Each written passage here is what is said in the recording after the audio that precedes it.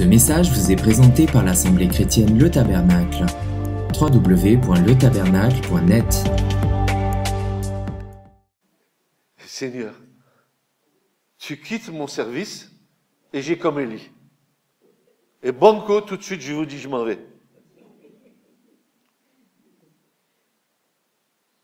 Et je rigole pas. Hein. Ah oui, on part avec Yvette. Hein.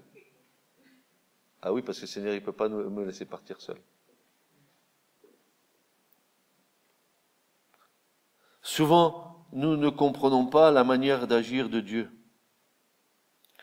L'Éternel n'entre pas dans notre logique humaine, terrestre, entachée par le péché.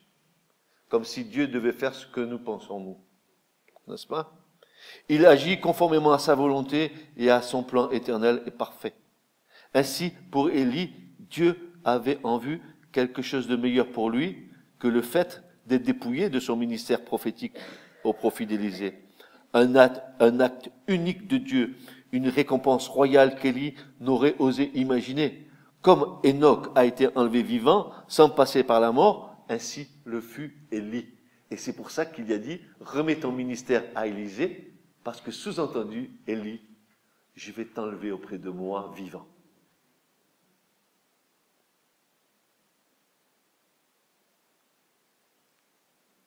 Y a-t-il beaucoup d'Élie ici au milieu de nous? Vous voulez tous être Élie, hein? Enlevé vivant. Mais d'abord, il faut avoir le manteau sur soi. Il faut avoir pris parti pour l'Éternel. Te dresser devant l'iniquité, comme Élie l'a fait. Mettre l'ennemi en accusation, puisqu'il va dire à un moment donné, alors, où est Baal? Peut-être qu'il est en vacances, peut-être qu'il est en congé, peut-être qu'il a pris look voyage pour aller là-bas. Et où il est, Baal? Si c'est Baal qui est votre Dieu, alors qu'il se manifeste. Et les autres, ils s'incisaient de partout. Ah, Baal, Baal. Et Baal, point de Baal, aux abonnés absents. Mais si c'est l'Éternel qui est Dieu, alors, Éternel, je te commande, manifeste-toi, fais tomber le feu là. Oh. Et le Seigneur n'a pas attendu qu'il pose la question deux fois. Hein. Immédiatement, le feu est tombé sur l'autel. Et non seulement l'autel a été complètement brûlé par le feu, y compris les pierres, mais y compris le sacrifice qu'il y avait dessus. Tout a été brûlé. Y compris l'eau qui était autour de l'autel que Dieu avait demandé qu'on y mette de l'eau. Tout séché. L'Éternel est vraiment le Dieu vivant et vrai. Et les autres, ils continuaient. Et il est en congé. J'aimais bien, moi, ça. Où il est passé Baal? Il est parti en vacances, peut-être. Il a pris les RTT.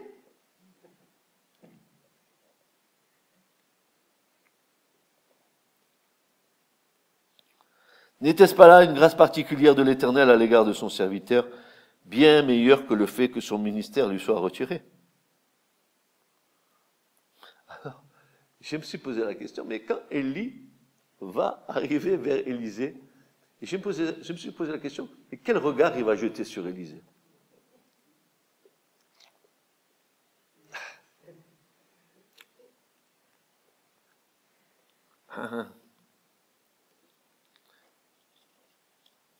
Certainement, le fait de jeter son manteau de prophète sur Élisée a dû lui coûter beaucoup. Parce qu'Élie savait ce qu'il faisait en jetant le manteau sur Élisée. Ça a dû lui coûter beaucoup. Ne regarde pas comme une proie arrachée ton ministère ou ton service pour Dieu. Dieu, il est capable de te reprendre le service comme il te l'a donné. Ce n'est pas... Est-ce que vous avez compris que c'est une pure grâce que de servir le Seigneur? Ce n'est pas un fardeau, ce n'est pas une charge.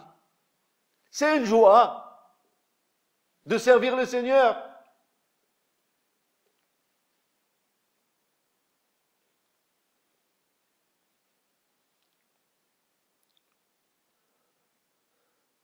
Certainement, le fait de jeter son manteau de prophète sur Élisée a dû lui coûter beaucoup.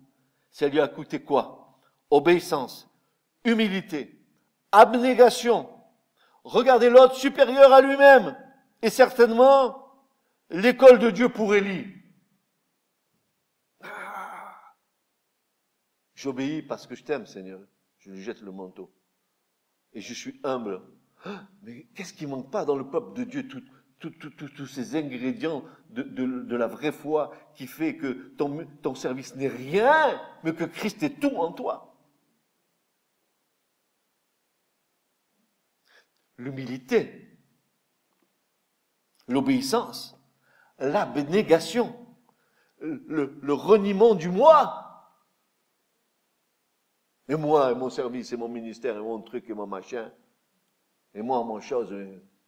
Quoi? Mais tu n'es rien. Dieu donne, Dieu prend.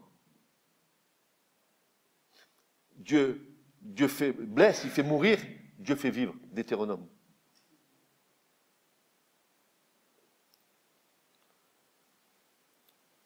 Obéissance, humilité, abnégation, regarder l'autre supérieur à soi-même est certainement l'école de Dieu pour Élie, mais aussi pour tous les enfants de Dieu qui veulent être imitateurs de Christ. Si vous voulez imiter le Seigneur, donc c'est dans ces conditions-là que vous devez être, dans l'obéissance, dans l'abnégation, dans l'humilité, dans le regard que l'autre est supérieur à toi-même. Tu sais, le regard de l'autre qui est supérieur à toi-même, c'est celui qui fait le travail que l'on ne voit pas dans l'église, qui va être supérieur à toi, qui est derrière la chaire en train de prêcher.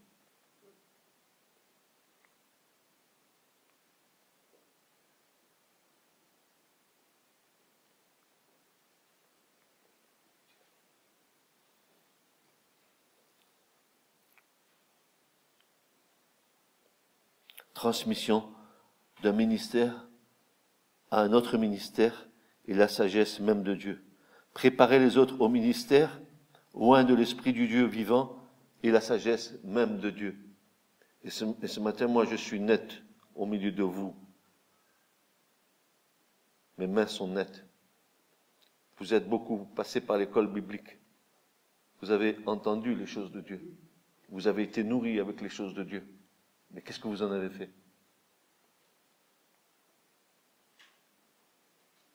Une école de plus? Un diplôme de plus? C'est quoi ça? C'est comme ça qu'on sert Dieu?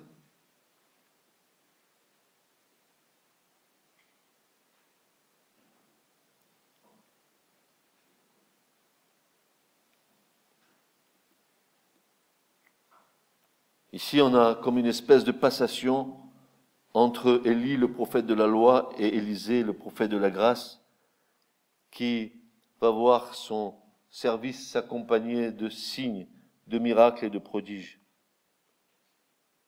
Maintenant, on en vient à Élisée.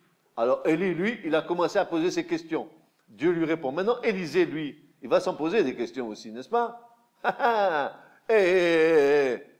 Moi, j'ai mon boulot. Je vais avoir ma retraite. Alors, tu crois que je vais laisser tout tomber parce que Dieu m'appelle? Beaucoup sont passés à côté de l'appel de Dieu parce qu'ils ont préféré la sécurité du monde à la sécurité de Dieu. Qu'est-ce que tu jouis? Quoi? Je vais te dire, regarde, moi ma vie elle est passée comme un... Et je suis venu nu et je repars. Et tu n'emportes ni ta maison, ni tes trucs, ni ton compte en banque, ni ton... Rien! Tu n'emportes rien. Si ce n'est que tu n'aies donné ta vie au Seigneur et que tu as l'espérance de la vie éternelle. Et que tu sais dans quel endroit tu t'en vas. Et tu pars pas avec dans ton sac de sport tous tes fonds que tu as placés, tout ton argent, tout ton fric, tes bijoux en or, tout ça, je vais le monter dans le royaume. Eh ben, tu vas rien monter du tout, quoi. Rien du tout. Rien. Mais on me le mettra dans le cercueil. Ben, tant mieux. Il y en a qui viendront déterrer ta tombe. Je me rappelle, il y a bien des années, il y avait une actrice de cinéma qui s'appelait Caroline, je ne sais pas comment, une actrice de cinéma. Elle s'était faite enterrer avec tous ses bijoux et tout. 2 jours après, la tombe ouverte, plus un bijou dans le cercueil. Ah ben oui. Un cadavre, ça fait peur à personne. Hein. C'est mort. Martine Carole, voilà, ça me revient. Est-ce bien la volonté de Dieu que je suive Élie? Ah, Élie, il arrive, oh, tu viens et tu dis, je te jette. Mais dis, d'où tu sors, toi, Élie? Bon, mais j'ai entendu parler de toi, d'accord. Tu as une petite réputation dans le coin, c'est bon. Mais est-ce que c'est vraiment la volonté de Dieu? L'homme qui me demande cela, est-il vraiment conduit par Dieu dans cette démarche? Pourquoi moi? Ou alors, est-ce que je suis capable? Tout faux, tout faux, tout faux, tout faux. Je suis capable, mais mes capacités viennent de Dieu. Moi, je suis incapable de servir Dieu. Je vous le garantis, incapable de servir le Seigneur. Si ce n'est que Dieu a mis des capacités en moi. Mais vous savez comment il les a mises? Parce que j'ai aimé sa parole et parce que j'ai obéi au Seigneur. Ah, j'ai pas dit que j'avais une obéissance à 100%, frères et sœurs. Non, non. Ça serait être vaniteux. Non, mais quand même, j'ai bien suivi le Seigneur.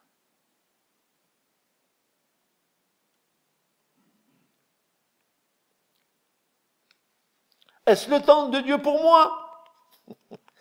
Est-ce que je dois aller là-bas? Hein? Est-ce que je dois aller là-bas?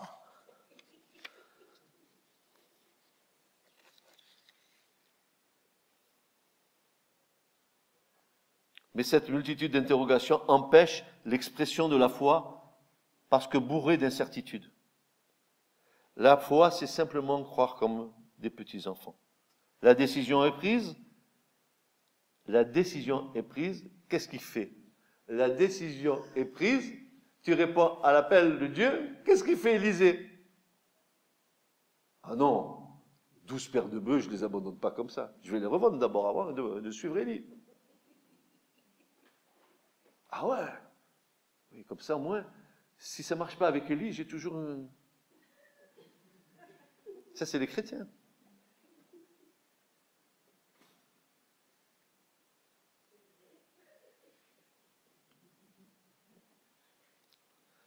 Élisée abandonne les bœufs sur place. Quel puissant appel qui fait tomber toutes les barrières dans les cœurs. Un geste qui ne trompe pas de la part d'Élie. Jeter son manteau de prophète sur Élisée est le signe sans équivoque d'un appel puissant, d'une succession désignée. Peu de paroles.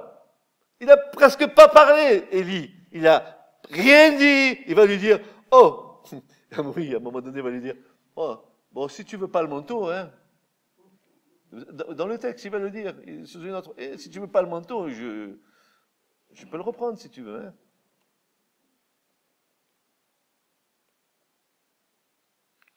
Peu de paroles, mais un geste éloquent, sans retour et pleinement significatif. Et il y a un autre exemple dans l'Écriture. Vous pouvez me donner un exemple comme ça dans l'Écriture où la scène s'est passée pratiquement la même chose? Qui? Non, pas Amos. Mais Jésus, quand il appelait les disciples, et il est allé les chercher sur leur lieu de travail. Qu'est-ce qu'ils ont fait? Ils ont tout laissé, les filets, les bateaux et tout, ils ont suivi Jésus. Ah, quand l'appel de Dieu il arrive, venez, je vous ferai pêcheurs d'hommes. Ils s'abonnent le job, le bateau, la pêche, l'argent pour faire vivre la famille, tout. Et nous, on veut une assurance contre ça. On veut une assurance contre ça. On veut une assurance contre le complément de salaire. On veut une assurance contre le truc. On veut une assurance contre le machin. On veut une assurance contre... Et ta foi. Et ta foi. Dieu peut te donner au-delà de ce que tu espères, ce que tu penses.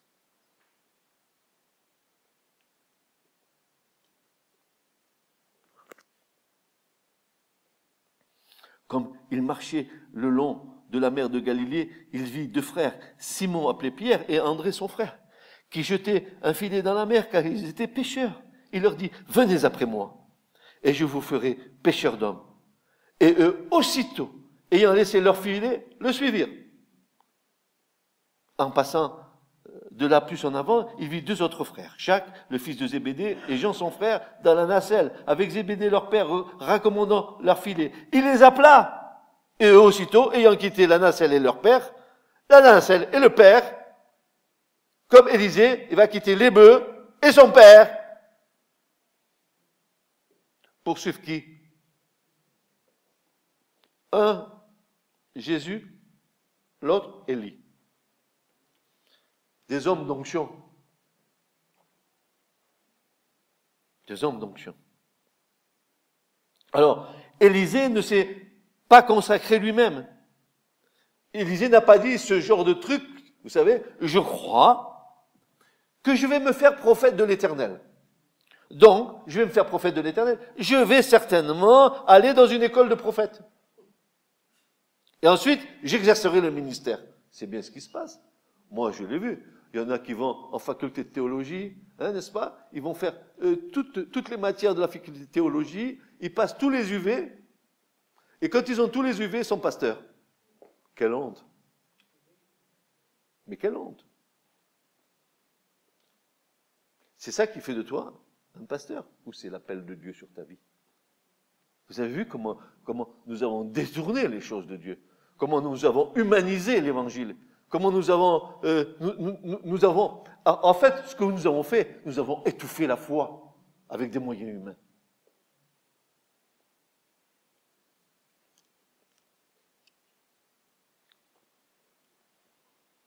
Ce n'est qu'après avoir reçu une profonde certitude de l'appel de Dieu qu'il a abandonné sa charrue et ses bœufs. Les ordres de Dieu et les injonctions du Saint-Esprit sont sans retour. Il nous faut mettre la main à la charrue dans le champ de Dieu. Alors que le paradoxe ici, c'est qu'Élisée abandonne sa charrue terrestre pour mettre ses pieds, ses mains, sa vue, son écoute, son intelligence, son être tout entier au service du Dieu vivant. Dieu nous appelle dans l'état dans lequel nous sommes. Il va t'appeler au plein milieu de ton boulot. Il va t'appeler peut-être en plein milieu d'un culte. Il va t'appeler, je sais pas, peut-être en plein milieu d'un supermarché. Il va t'appeler je ne sais pas où, mais il va t'appeler.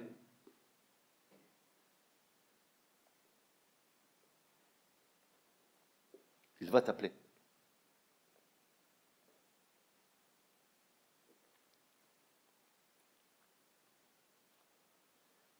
Il faut mettre à la charrue. Il faut mettre la main à la charrue dans le champ de Dieu.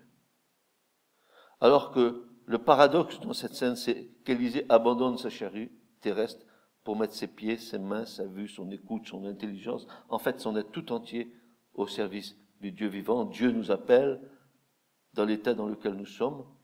Et moi j'ai fait toujours, vous savez que j'aime un petit peu plaisanter, j'ai fait une petite annonce, échangerai charrue terrestre contre charrue céleste. Ah ben on va faire un troc. Le troc de l'île. Hein? Écoutons ce que Jésus dit quand il nous dit, nul qui a mis la main à la charrue et qui regarde en arrière n'est propre pour le royaume de Dieu.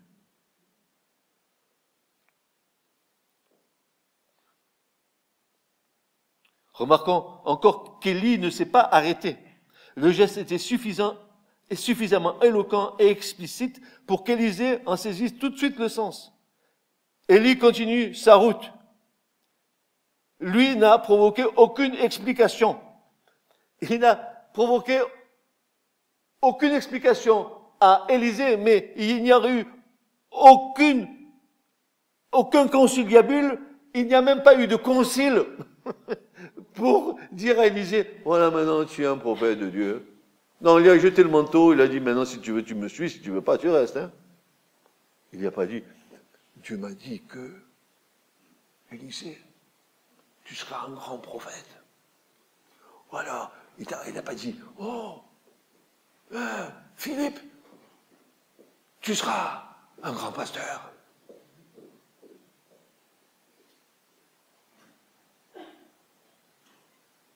Jamais Dieu ne fait comme ça. Pour qu'un jour il te le dise, c'est qu'avant il t'aura raboté, il t'aura formé pour le service. Tu as vu, quand tu viens au Seigneur, tu es une espèce de bloc brut. Il nous faut tous les ciseaux du sculpteur pour faire de nous une œuvre à la gloire de Dieu. Et chaque fois que tu prends un coup de marteau avec le ciseau, ça fait mal là où tu voudrais que ça fasse pas mal.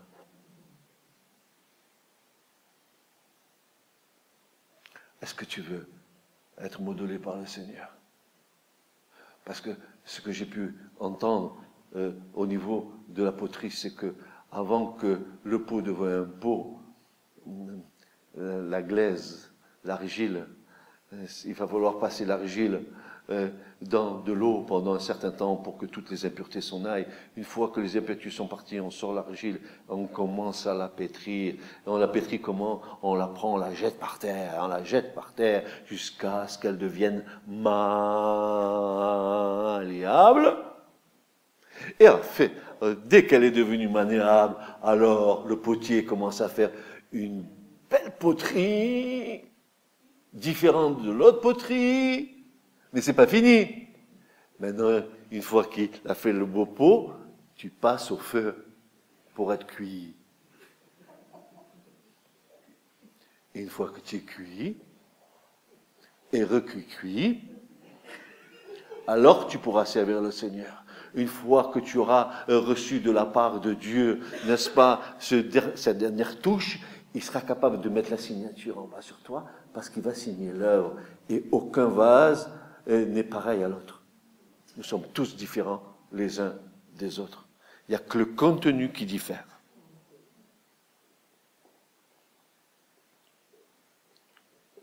J'aime bien, parce que tu dis, ça y est, le pot, il a une belle allure.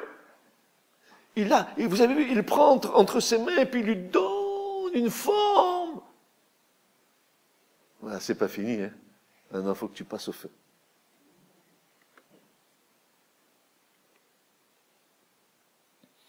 L'appel de Dieu est toujours clair, défini et sans équivoque. Il vient le plus souvent par l'intermédiaire d'un instrument humain. Et nous avons vu ici que Élie ne s'est pas arrêté car le geste était suffisamment éloquent et explicite pour Élisée. Si nous nous trompons dans notre appel, en dehors de toute considération malsaine, je m'explique.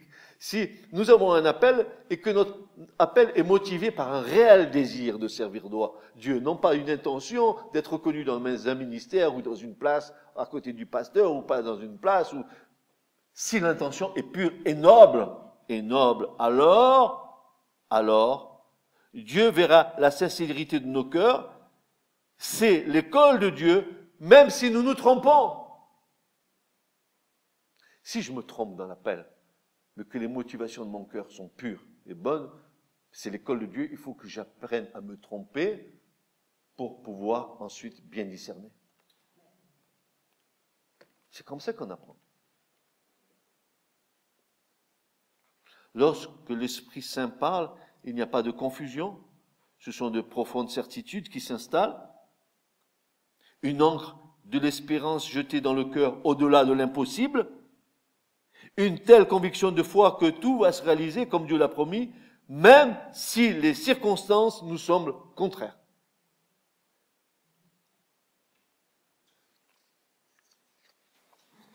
C'est évident que nous avons plein d'exemples dans l'Écriture où Dieu a fait des promesses et que les circonstances que les gens ont vécues dans l'Écriture n'étaient pas toujours des circonstances qui étaient favorables.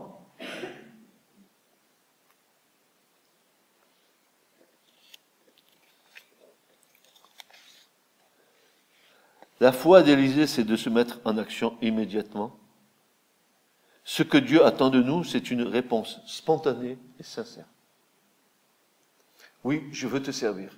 Je veux me donner à toi, mais pas à 50%, pas à 40%, pas à 60%, pas à 65%, pas à 70%. Ça veut dire, tu ne sers pas d'abord Dieu pour servir Dieu. Tu sers Dieu et tu sers tes frères.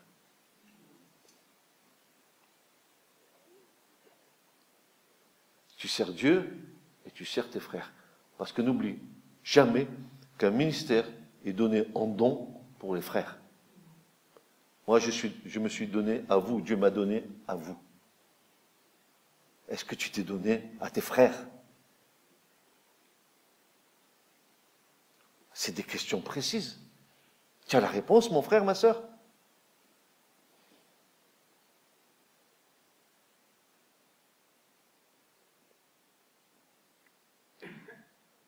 Élisée abandonne ses bœufs. Même il va les offrir en sacrifice avec le bois des attelages. Il en fera le feu. Il fait cuire la chair et la donne au peuple. Et ils mangèrent. Il y a une évidence que ce peuple s'est réjoui à l'acceptation d'Élisée dans son appel prophétique. Il y a là une profonde symbolique. Est-ce que l'Assemblée est capable de se réjouir lorsqu'un de ses membres est prêt à mettre tout sur l'autel pour servir son Seigneur bien-aimé? Vous avez compris cette phrase ou je la redis? Est-ce que l'Assemblée est capable de se réjouir lorsqu'un de ses membres est prêt à mettre tout sur l'autel pour servir son Seigneur bien-aimé? Il nous faut offrir sur l'autel nos vies. Et au travers de ce sacrifice, tout ce qui est de la vie terrestre est offert sur l'autel. Nos ambitions, nos projets, nos plans, tout doit passer sur le feu de l'autel.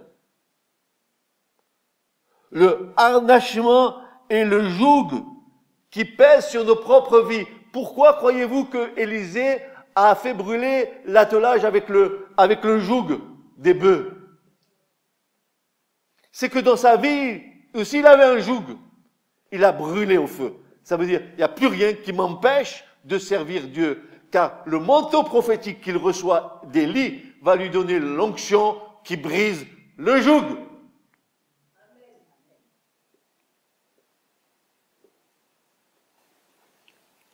Est-ce que vous comprenez ce que je vous dis ce matin?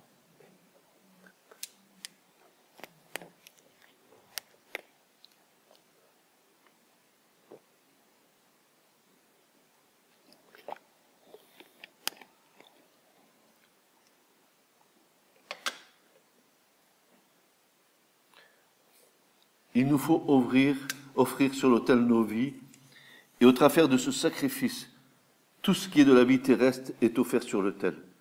Nos ambitions, nos projets, nos plans, tout doit passer sur le feu de l'autel. Le harnachement ou le joug, ce qui pèse sur nos propres vies, doit être consumé par le feu. À cette seule condition, l'onction pourra demeurer sur nous. Il arrivera en ce jour que son fardeau sera ôté dessus ton épaule et son joug de dessus ton cou, et le joug sera détruit à cause de l'onction. Vous trouverez ça dans Ésaïe 20, 10, verset 27.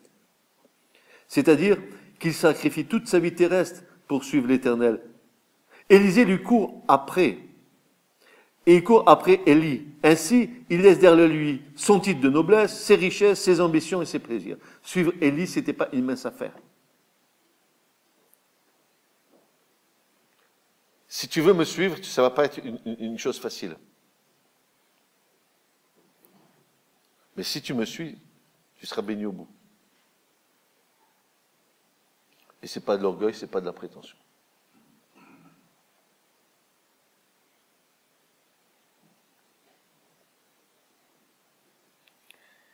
Il ne veut pas passer à côté de l'appel de Dieu. Et toi, es-tu prêt pour cela? Ou es-tu embourbé à tel point dans tes problèmes terrestres qui font obstacle à ton appel que tu ne discernes même pas la grâce de Dieu, la grâce que Dieu t'offre de servir le roi des rois? Tu es tellement dans tes problèmes humains que tu ne discernes même pas la grâce que Dieu te fait pour le servir. Alors tu es aveugle, mon frère, tu es aveugle, ma sœur, tu es nu et tu es misérable parce que tu ne vois pas la bonté de Dieu à ton égard.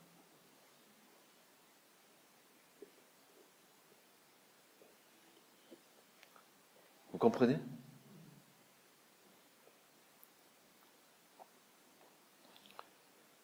Tout abandonner pour Dieu et Dieu seul, laissant de côté les ambitions que tu pourrais avoir dans le spirituel Voilà un acte qui paraît insensé à la sagesse humaine, qui en général se repose sur ses propres forces, sur la confiance que nous avons de nous-mêmes. Dieu ne force jamais personne. Mais combien de fois ne sommes-nous pas passés à côté de l'appel de Dieu? Combien de fois? Et le seul souhait émis par Élisée avant de suivre Élie, c'est d'aller dire au revoir à ses parents. Voilà, je pense que il a observé un commandement. Honore ton père et ta mère et tous les jours de ta vie seront prolongés. Il n'a pas pu partir en suivant Élie sans aller voir ceux qui ont la responsabilité sur lui, c'est-à-dire ses parents. Élie a tout mis sur l'autel. Il a y compris ses affections filiales. Il deviendra un puissant instrument entre les mains de Dieu. Il était instruit dans les choses qui concernent l'Éternel. Le fait même qu'il offre un sacrifice à l'Éternel, c'est qu'il avait une notion sacerdotale. Et ça ne m'étonne pas qu'un de ses descendants était un prince des tribus d'Israël. Ça ne m'étonne pas qu'il avait cette notion et qu'il était capable d'offrir un sacrifice selon les ordonnancements de la loi. Alors, comment commença-t-il son service? Est-ce que parce que Élie l'avait choisi, qu'Élisée a commencé tout de suite à être prophète? Voici, c'est moi le grand prophète Élisée, attention, vous allez voir qui vous allez voir, j'arrive. Non, pas du tout, ça ne s'est pas passé comme ça. Avant même de rentrer dans son ministère, Élisée, il a fallu qu'il passe 10 ans auprès d'Élie. Et vous savez que l'Écriture nous dit? C'est que pendant ces 10 ans, il avait les mains d'Élie. Tu as vu l'humilité? Si toi, demain, on te dit, tiens, l'onction d'Élie sur toi, mais tu vas le clamer à tout Montpellier. Sur Internet, tout le monde le saura. Je suis le grand Élysée. Oui, mais à Élysée, il y a eu déjà Sarkozy et toute la bande. Et ils n'ont pas réussi. Mais cet Élysée-là, lui, a réussi. Vous savez pourquoi? Parce qu'il a été humble et qu'il a appris d'Élie. Et vous savez comment il apprenait d'Élie? C'est que Élie était un grand prophète. Il avait fondé des écoles de prophètes. Il en avait une à Bethel, il en avait une à Gilgal, il en avait une à Jéricho, et c'est exactement le même trajet qu'il va prendre avec Élisée quand il va être enlevé vivant par l'Éternel. Il va passer par Bethel, et là, franchement, frères et sœurs, que c'est beau l'Écriture. Voici que les fils des prophètes, ils sortent de Bethel. Ils voient Élie et Élisée. Ils disent à Élisée, « Oh Élisée, tu sais que ton maître aujourd'hui va être enlevé ?» Comment ils savaient ça? Comment ils savaient ça? C'est que Dieu leur avait révélé. Ces fils de prophètes, ils savaient qu'Élie allait être enlevé. Et il le disait à Élisée, « Tu sais que c'est aujourd'hui que ton maître il va partir ?» Dixit, ça veut dire qu'aujourd'hui c'est toi qui vas prendre le relais. Ils descendent à Gilgal. Ah, Bethel c'est quoi? Bethel, la maison de Dieu. Ils descendent à Gilgal. Gilgal, c'est quoi? C'est le lieu de l'alliance, la circoncision. Vous vous rappelez quand Josué est rentré? C'est là que tout le peuple a été circoncis. Symbole de l'alliance. Et à Gilgal, ils arrivent à l'école des prophètes. Les fils des prophètes, ils sortent à nouveau à Gilgal. Oh, tu sais que ton maître, il va être... Taisez-vous. Taisez-vous. Je le sais.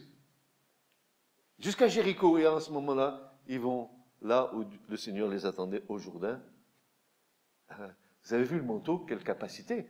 Quand une onction de Dieu, le manteau, il est capable de t'ouvrir le Jourdain. Il sépare le Jourdain en deux. T'as vu ça, toi? Moi, je l'ai vu à la rentrée d'Israël, quand ils sont rentrés en pays de Canaan, qu'avec l'arche, ils sont passés dans le Jourdain, et les eaux se sont retirées jusqu'à Adma, en haut. Toutes les eaux sont remontées, Israël est passé. Mais voilà que Élie est enlevé vivant. Char, des chars de feu. Père, oh, enlevé vivant.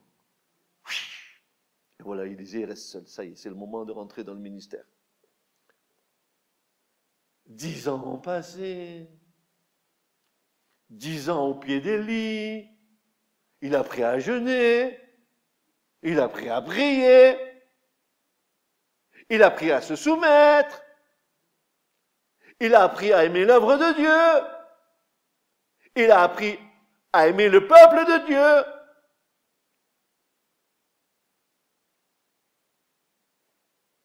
Et au bout de 10 ans, 10 ans, il y en a, moi je suis appelé de Dieu, ça y est, je me mets au travail. Mais tu es fou. Tu vas te planter. Est-ce que tu es passé entre les mains du potier?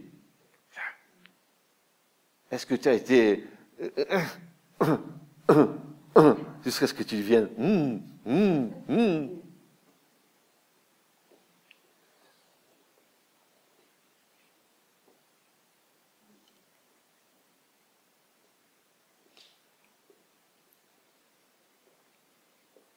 Vous savez ce que Jésus a dit? Il dit, mes brebis connaissent ma voix, et moi je connais la voix de mes brebis. Si tu reçois un appel par quelqu'un, une tierce personne, essaie de reconnaître la voix du Seigneur en cette personne. Sinon tu vas te faire avoir. Comme on dit ici, comme en 14. Pareil, tu vas te faire avoir. Laisse le Seigneur confirmer les choses. Laisse le Seigneur confirmer les choses. Et comme Élie, bénéficie du temps que Dieu t'accorde pour te laisser former, pour grandir dans ta foi, pour apprendre de ceux qui ont le manteau, n'est-ce pas, d'apprendre à travers de l'onction ce que tu peux en tirer pour ta propre vie. Ne t'en vas pas comme une libellule, un papillon, de droite et de gauche. Comment tu pourras suivre un homme de Dieu qui a le manteau de Dieu si tu ne le suis pas? Ou si tu as envie de faire ce que tu as envie de faire? Et le cri de mon cœur ce matin, c'est maintenant que je m'adresse à vous. Vous qui avez tellement reçu ici, oui ou non? Dites-moi une réponse claire, s'il vous plaît. Oui ou non? Oui. Où vous en êtes de votre appel? Ça va continuer à chauffer les chaises. Demandez à nouveau au Seigneur que l'Esprit de Dieu descende en vous et remette ce feu dans vos cœurs pour le servir et le servir lui seul. Et vous croyez que les temps ne sont pas courts? Vous croyez que nous allons servir encore beaucoup longtemps le Seigneur? Vous vous trompez, le Seigneur est à la porte, il n'est pas très loin là maintenant. Vous croyez que vous allez faire une œuvre tellement grandiose, mais tout est entre les mains de Dieu. Tout lui appartient. Dieu donne et Dieu reprend. Dites avec moi, Dieu donne et Dieu reprend. Oui, il donne à qui il veut donner et il reprend à qui il veut reprendre. Et tu n'es rien et je ne suis rien. Simplement des instruments entre les mains du Seigneur. Que son nom soit béni ce matin, vous qui avez écouté ce message. S'il vous plaît, vous avez entendu? Débouchez vos oreilles. Entendez les choses. Et surtout, ne faites pas que les entendre. Mettez-les en pratique, s'il vous plaît. Afin que le Seigneur, un jour, quand vous vous présenterez devant lui, vous dise, viens, rentre dans la paix et la joie de ton maître, toi bon et fidèle serviteur. Tu as été fidèle en peu de choses, voici, je t'en confierai des grandes. Vous voulez pas entendre cela de la part du Seigneur? Alors, je crois que c'est le moment de se lever pour lui. C'est le moment, mais apprenez, retirez tout ce qui est bon pour vous. Grandissez dans la foi. Et s'il y a un appel, et que vous savez quel est l'appel dans le cœur, et que vous n'arrivez pas à savoir comment cet appel va se réaliser, portez-les dans la prière. Laissez-vous instruire, laissez-vous remplir du Seigneur. Et au moment où vous serez prêt, le Seigneur le saura bien avant vous. Il vous donnera le feu vert. Mais n'allez jamais faire une œuvre qui vous trompe. Ne vous laissez pas séduire par les hommes. Par un ministère, ne vous laissez pas séduire. Laissez-vous séduire par le Seigneur. Ainsi, vous serez dans la paix. Parce que toute œuvre qui vient de Dieu nous laisse dans la paix. Il n'y a qu'une œuvre de Dieu qui nous met dans l'amertume, frères et sœurs. Que le Seigneur vous garde. Amen. Soyez bénis.